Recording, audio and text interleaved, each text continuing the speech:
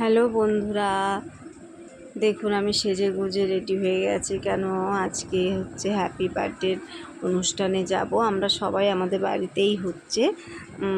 তারাও ফ্ল্যাট কিনেছে, তারা উপরে থাকে। তারা আমাদের ছাদটাকে দেখুন কি সুন্দরভাবে সাজিয়েছে। আমি হ্যাপি বার্থডেতে চলে এসেছি, আমরা সবাই চলে এসেছি। তা একটা ছোটো বাচ্চার জন্মদিন।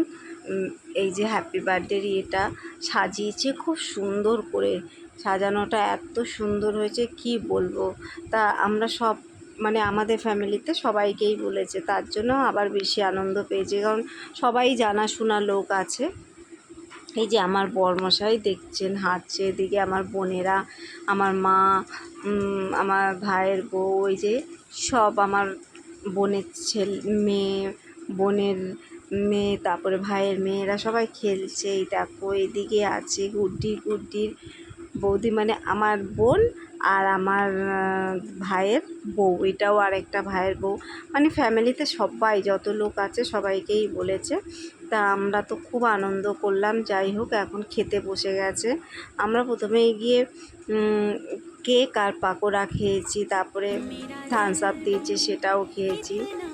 এই দেখুন আমরা সবাই কিন্তু সবার ফোন নিয়ে গেছি আর অনেক রিলস করেছি, কারণ এরকম সাজগোজটা তো সবসময় হয় না, মাঝে মধ্যেই হয়।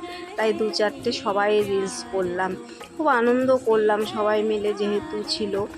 তারপরে আমরা রিলস করে তারপরে আমরা খেতে বসে গেছি, কারণ আমাদের যেতে যে বাড়ির মধ্যে তো, তাই যেতে যেতে একটুখানি দেরি হয়ে গেছে। দেরি মানে অনেকটাই, মানে আমরা প্রায় 10টা নাগাদই উপরে উঠেছি।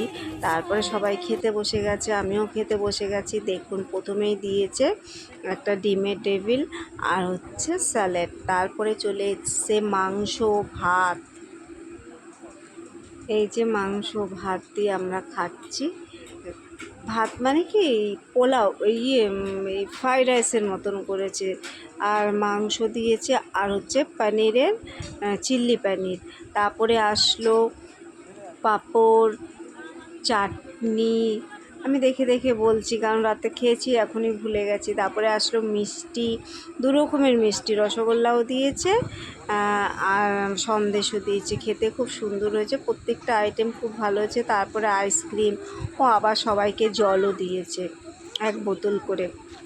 খাওয়া দাওয়াটা খুবই ভালো হয়েছে, সবাই খাচ্ছে। এদিকে দেখুন আমার ভাইয়ের বউরা খেয়েছে, বাচ্চাদেরকে নিয়ে বসেছে, মানে কাকিমা, আমার এই 2 কাকিমা সবাই মিলে বসেছে। তারপরে আবার আসার সময় তারা বেলুন আবার রিটার্ন গিফট পেয়েছে। আমার ছেলে তো রিটার্ন গিফট না নিয়ে আসবেন না, আমি বললাম চল খাওয়া হয়ে গেছে, না রিটার্ন গিফটটা আর নেবো তারপরে আসবো। তাহলে এই পর্যন্ত।